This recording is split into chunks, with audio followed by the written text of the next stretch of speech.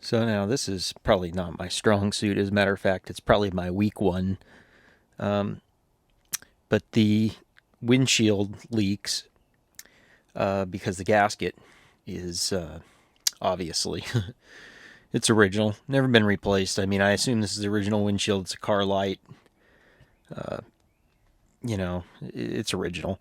So one of the things with doing the windshield on this is if you're going to do the headliner and you need to do the windshield, you might as well do the headliner while you do the windshield, because the gasket overlaps, as you can see. Gasket overlaps. The headliner's starting to go. It's in pretty good condition considering it's original, but it needs to be done. So we're going to yank both windows, front and rear. The rear, there's a little repair I got to do, just some minor rust. I think I might just fix that with epoxy putty. It's so minor. And do the headliner. I don't think it's going to be too terrible. You know, I've talked to a few people that have done it, and it's not as bad as it seems. But you got to take some stuff apart. You got to take the windlace off. That's this material along the edge here. You got to take these quarters off right here, and the back seat I think has to come out. Probably easier with the seats out, but I'm probably going to leave them in. Obviously you got to take all this hardware off. I did buy a whole interior kit for this thing back when it was on sale at CJ's. Thanksgiving. Usually the holidays are a real good time if you want to order this stuff. And it was back ordered. I ordered it at the end of November, and I didn't get everything until the second week of February. So anyways, we're going to start tearing this down. I'm probably going to time lapse this. And we'll probably do it that way, and I'll just share anything important that I learn along the way. But it should be relatively easy. A friend of mine told me that, he said, you'll have the windows out in 5 minutes. So obviously you got to take this trim out of here. There's stuff that you just kind of do an analysis. I've never done this before, but, if you're at all mechanically inclined or like working with your hands, you can do this. When you do take the headliner out, make sure you keep the bows in order, because they do kind of take a shape to where they sit. That's a tip that somebody gave me, so keep that in mind. So let's start tearing into this. I've got a new windshield for it too. This is the original windshield. One of the things with windshields, just to keep in mind, when they're 55 years old, like this one is, the laminate breaks down. And so if that windshield gets broken for any reason, if you're driving down the freeway and something hits it, it's actually probably going to shatter. It's probably not going to hold together. So it's a good idea to replace it. And the way you can tell is even though I know it's got the tint in it, when this starts to really yellow out down here, and this windshield is very yellowed past where the tint is. It's hard to tell. You can't really see it so much in the camera, but when that starts to yellow, it's because it's just like when plastic yellows. The laminate material is just going bad. So anyways, we'll get the window out. We got a new windshield. We'll reuse the rear window because that's tempered glass. There's nothing wrong with that. And we'll go from there. Well, it's actually been a few weeks. Got some updates for you guys. I'm not doing the seats myself. I did find somebody relatively local. The guy is guy's about 75 years old, I'd say, and anyways, he's doing it for a price I can't refuse. I didn't want to screw up the seats. I could have done it, but they probably wouldn't have come out great, and I think it was just worth having somebody that knows how to do upholstery do it. But that gets the seats out of here, so it actually works out really well because he can get the seats done while I'm doing the headliner, the windows, and the carpet. I'm going for it in the interior. The only thing I'm not going to do is put the new door cards on or door panels. I'll wait to do that till after the car gets painted. The doors do need to be painted. The interior of the doors need to be painted. But I'll put the old sill plates on with the new carpet. When it comes time to paint it, we'll just quite simply take them off, and they can paint around it. They can take the windlace that's on here off. I'm probably going to reuse the old windlace. They gave me, with the kit that I bought, they gave me some white windlace. I don't know that I like that. So this will make it a lot easier to do. So we're going to leave the carpet in here till we do the headliner. That's what I'm working on right now, is getting the glass out of the thing to do the headliner. Also, the guy that's doing the seats did give me some tips on how to do the headliner. So that was really nice of him. This guy's super cool. If anybody needs a upholstery guy in the LA area, Jack's Auto Upholstery in Tarzana. The guy's pretty cool. He only takes on so much work. He's got a small shop. It's going to be about 2 weeks before he finishes my stuff. But, you know, I got a good vibe from him. So anyways, working on getting the molding off. I got the side pieces and the bottom off. Not too much difficulty, but a little bit. I'm not sure if somebody filled this with mastic to try and stop it from leaking, or I'm sure they took this molding off at some point because the car's been painted at least once. And I'm assuming they used mastic to maybe stick it back in because the studs were rotted off. There is some rust down in here. It's not too bad, but a couple of spots right here. It doesn't warrant cutting this out. I'm gonna do this my way, and my way, it's my car. I'm gonna use epoxy putty to fill this and repair it.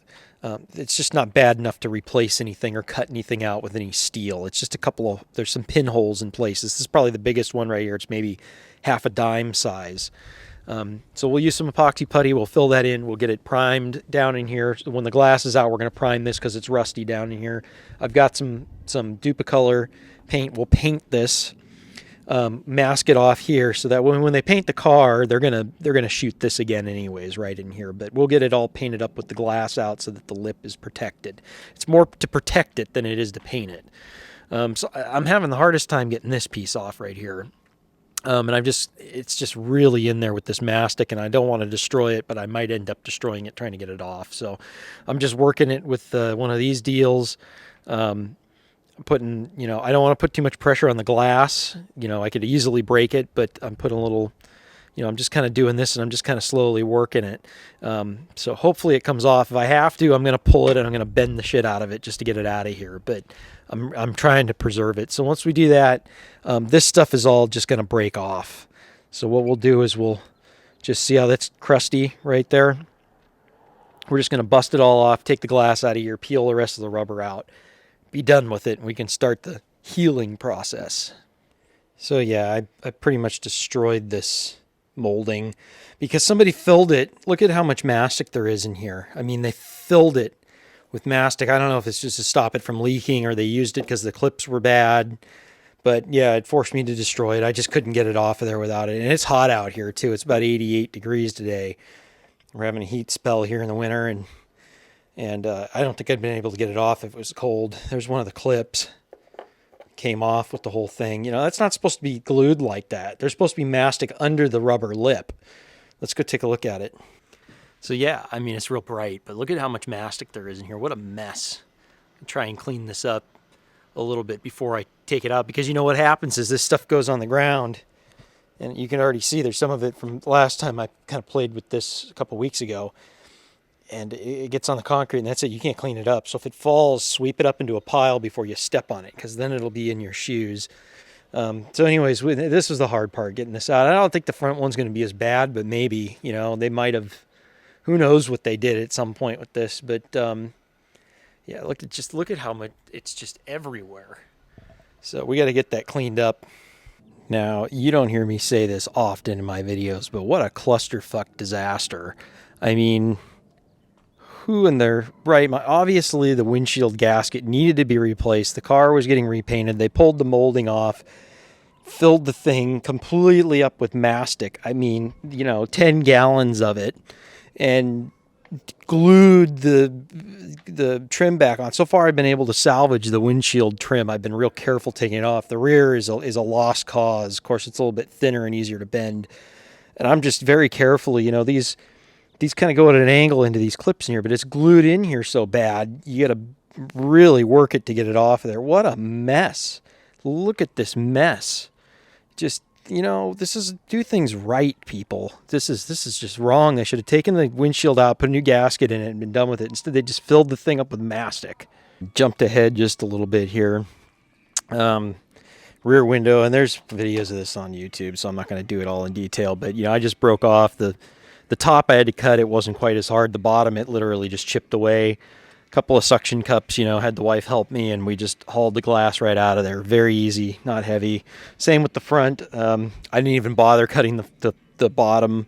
We just cut the top, most of it broke off, and just took it out. The windshield's going in the trash. It's no good. So now it's just a giant cleanup mess. You don't have to take the dash pad out, so I'm leaving it in. I just covered it. It's the original dash pad, still in good shape. But now it just, it's just peeling this gasket out of here and trying not to make a giant mess out of it. So, we're just going to kind of try and take it out in as much as one piece as we can. Not too bad, but, there's going to be a lot of cleanup or fallout from this. It's just going to be a mess. So just be prepared for it. It's not hard. It's just going to take some time. You can see where there's a little rust in here. It's not rust.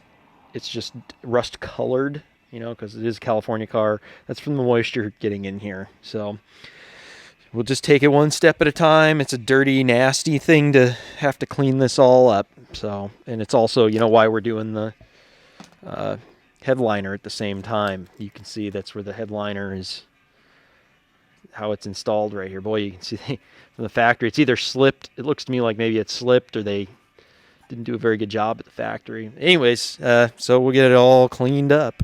Well, I spent the last hour and a half cleaning, and it doesn't look a whole lot different, but boy, it is much cleaner. There's just a little residue left. That's mostly what the discoloration you see is. Yeah, we got a little bit of colorectal cancer here. We got to fill this. We need to fill this and this. I think that this is okay. We step over to the other side, which is the side I knew was bad. I had plugged it with silicone just to keep it from leaking for the last year. We had to do a little bit of repair work down in here. Light's not great, sorry. Here. This is the big one right here. And here's something I can't explain. Can't explain it at all. And it's not... This is factory because there's no evidence that there was pins anywhere. This side is all screws for the clips. This side is all pins for the clips. Same exact thing on the front. This whole side on the front is screws. That whole side is pins. I don't know. I don't know what Ford was doing, or if that's regular standard on these or factory. But it's not something that somebody did, because there wasn't any pins here. It's obvious that it was drilled and tapped, or that the self-tapping screws were in there, but there's pins from the center that way. So I don't know. So this is looking much better. I started peeling the headliner back. That's the next thing that's going to get yanked out. We'll get the headliner out of it.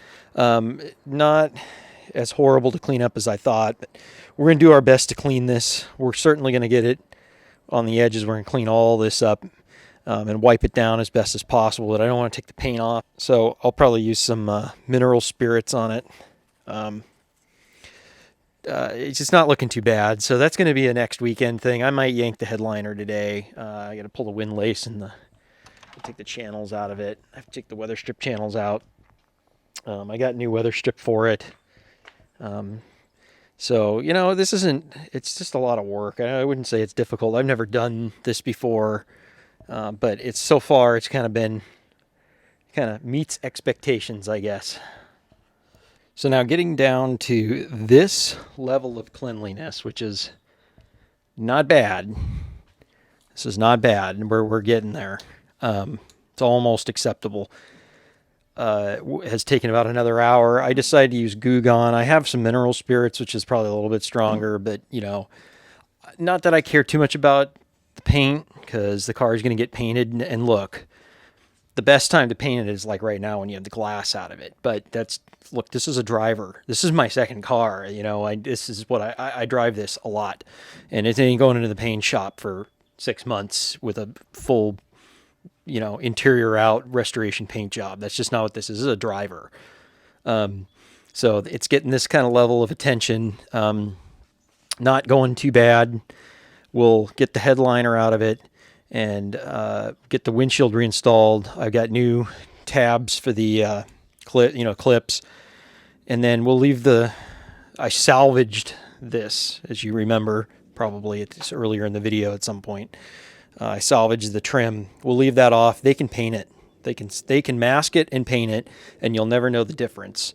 The right way to do it, sure, would be to paint it as you see it right now, but that's just not what's going to happen here. It's just not a luxury that I have. So, at any rate, we're working on getting this clean. The upper part here, they use some kind of other mastic because this stuff is not breaking down like all the rest of it did. And they definitely resealed this. These gaps right here in the fender were filled on both sides. These were both filled with mastic. So somebody really pumped that crap in here trying to stop this from leaking. And all you had to do is replace the freaking gasket. So anyways, this is being a real pain up here. And then the rear, we're going to attack some of this with a wire brush. We'll get it all done. We'll mask the car off and we'll shoot it with some primer. And I've got some Duplicolor white. Not real critical. Don't care too much about surface prep other than getting the loose stuff and the rust off. You know, we use a good primer that's kind of a rust converter, and just shoot this with some Duplicolor just to protect it. That's all I really care about. That's after I repair these ventilation holes right here. So I just wanted to show something real quick as I'm going through and putting the new clips in. You can see I've got the screw clips over there. The screws it came with were too small, so I had to come up with some out of my stash. I'm still going to clean up the top a little bit more here, so I'm not putting those on yet, but I did go along the bottom because it's as good as it's going to get. And then the post type, these are a little bit different. You can see there, if I can get out of my shadow, these are a little bit different style. The best way that I've found to get these in is to use a screwdriver and just hit it right here, and I can't really do it while holding the camera. So now if I just want to be at least a half-ass good YouTuber, I'll show you the right way to do these clips rather than trying to hand hold the camera. I found with these metal clips that go on here, the best way to install them is using a screwdriver. I kind of fiddle around with it for 5 minutes trying to find the best way. Like I said, on this car, the ones all on that side over there, they're all screw type, and the ones on this side all the way over here, they're the stud type. What I would call in the concrete world, they almost kind of look like Nelson studs, construction. So anyways, these, they just kind of snap over here. So let me go grab one and we'll snap one on there. I'll show you how. So like I said, the best way on these, let's see if I can do this, is to do it right on this upper tab right here, not on the outside, but you'll notice there's a little tab just beyond it on this piece, not where the stud slips in, but right up here. Okay, and you'll see it when I put it here. Let's see how close we are. Maybe I can scoot you in just a little bit more here. Is that going to focus? Looks like it is. Yeah. All right. Put that up on top of this piece right here. Okay. Just give it one good hit with the back of your hand. In that case, it was almost 2 hits, but you get the idea. That's it. Like I said, I tried doing it here, and I tried doing it with 2 screwdrivers, and tried doing it on the end. This works the best right there.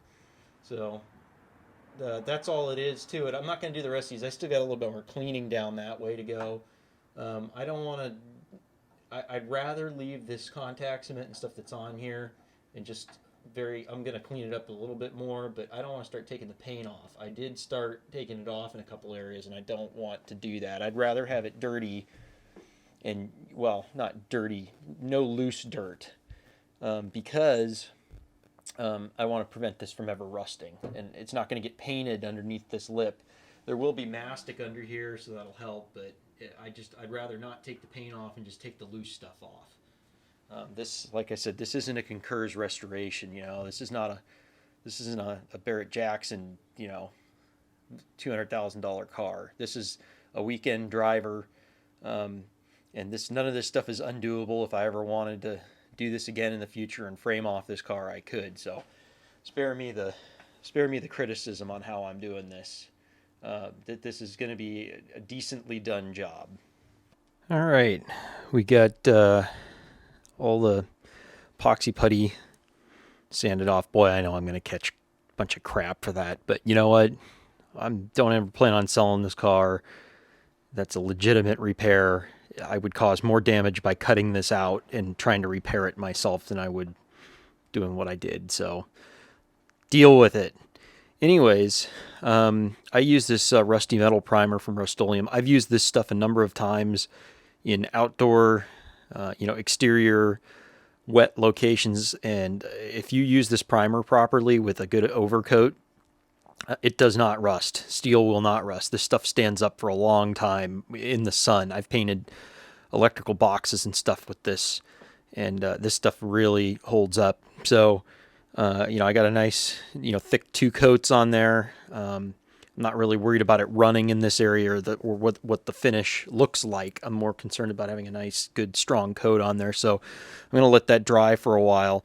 And I'm doing this the week prior to putting in the headliner and the glass and the clips because I want the paint to really harden up, because the second that you put the clips on there, it's going to scratch the paint.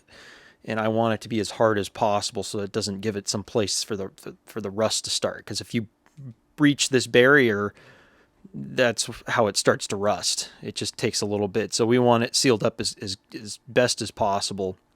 So anyways, we did that. We've got the Wimbledon white dupa color we'll use to overcoat this. It doesn't matter that much. You're not going to really see it here the way I've got it masked off.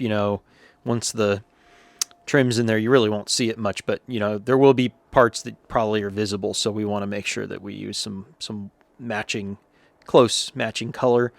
That's the only place there's rust on here. So really, once we get that coat on there, we need to pull the headliner out. We need to take the quarter trims off the inside, which is kind of a pain in the ass, which means I got to pull the seat belts off the front, the handles for the windows, and then take those out of there.